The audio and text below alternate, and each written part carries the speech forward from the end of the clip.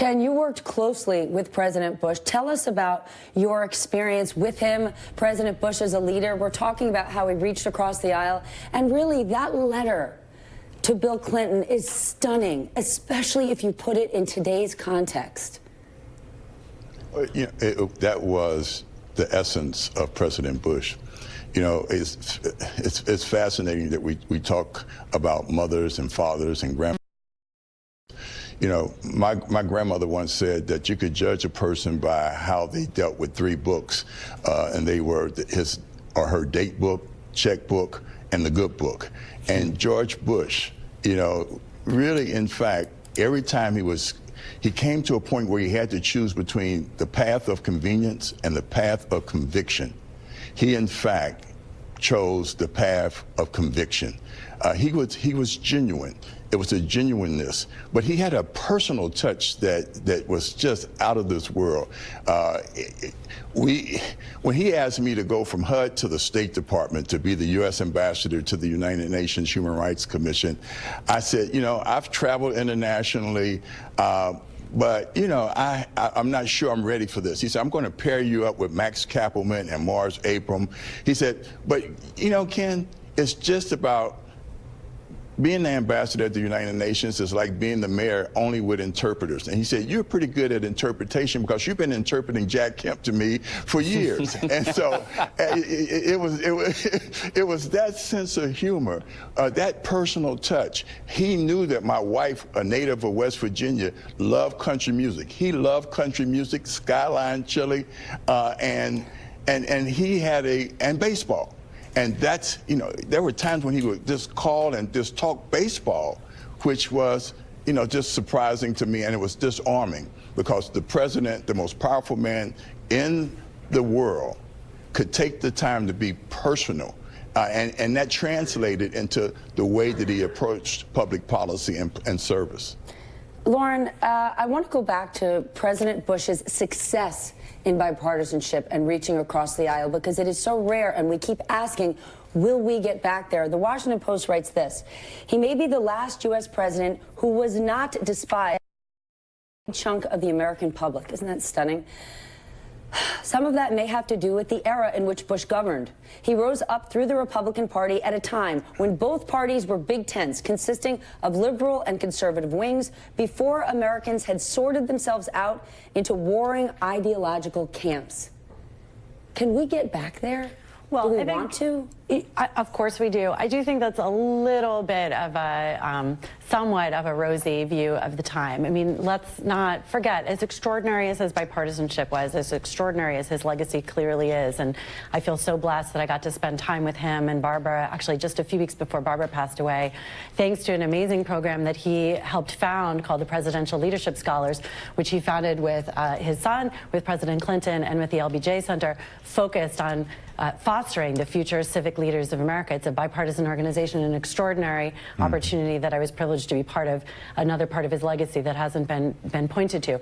But look, in terms of his era, I do think it's worth recalling, as extraordinary as his legacy was, the Clarence Thomas hearings were also one of the most divisive times in America. And he was willing to stick to his guns, and it was extraordinarily partisan. And he was not willing in domestic affairs, both on that and on a number of other issues. There's been a lot written in the last few days around his response, particularly during the Reagan years, to the AIDS crisis, his views on LGBT rights, which certainly evolved in his later years. But he was also part of a growing evangelical movement, and on U.S. social issues, you know, he was quite conservative. But that said, he was a relationship person, and the great lesson of Bush 41's presidency is that his relationships were sincere, that he invested in them not because he wanted something from somebody or for cold political calculus, but because he actually was really interested in knowing them. We heard extraordinary stories about this at the Bush 41 Library in College Station this summer when we got to spend time with John Sununu.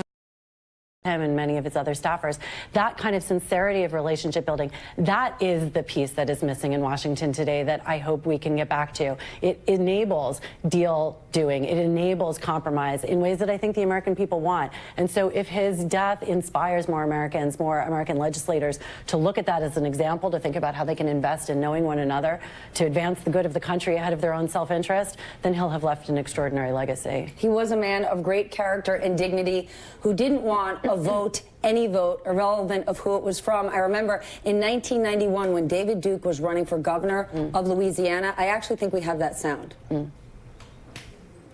When someone asserts that the Holocaust never took place, then I don't believe that person ever deserves one iota of public trust.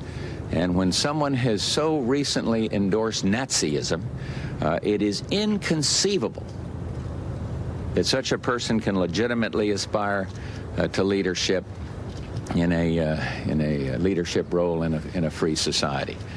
And when someone has a long record, an ugly record of racism and of bigotry, that record simply cannot be erased by the glib rhetoric of a political campaign.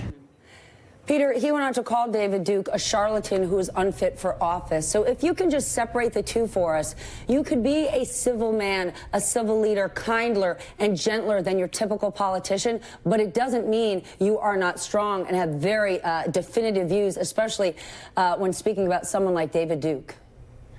That's exactly right. I mean, we've really turned virtue on its head in this era. When, as I said earlier, when people seem to think that bullying and bluster is a sign of strength, when in fact it's the opposite. And when you see those qualities in George H.W. Bush, he was a man of tremendous personal courage, but also a man of great decency. I want to reflect on that actually bit that you played, because I recall that at the time there were aides in the Bush 41 White House that didn't want him to weigh in on David Duke. And part of the reason is that they thought you would elevate him, that would create a backlash. But what George H.W. Bush understood was that this wasn't just a Republican moment, and it wasn't a state moment as it related to Louisiana. This was a national moment, and it required a national leader and a national voice to speak against the racism and the hate that David Duke embodied. And so he rejected the counsel of his aides to speak out, and to speak out eloquently and authentically. That was the real George H.W. Bush. And particularly in this day and age, we see how much those qualities are missed and how much they're needed. John, you want to weigh in? Stephanie, can I just tie into that? Please. Look, and he understood that there were times in American history and in world history where we couldn't hide our special lights under a bushel. And he also knew that those who would do evil loved the darkness. And that's why he was not only tender-hearted, he was tough-minded. And what's more important is that he was willing to take the risk to do the right thing. And that is a part of his leadership that is often underappreciated. He was a tough, principled leader who would take the risk to do the right thing. And he understood that, you know, at the end of the day, America would only serve the American ideal if Americans, in fact, work within that common moral framework. Which is why he went and pushed the Americans with Disabilities Act. He brought so many people in and made them equal and made sure they had access to everything else people had access to. And I think that's a remarkable legacy, and millions of Americans don't know. Tender-hearted and tough-minded. Ken, what a beautiful way to put it. Thank you all so much. What a conversation.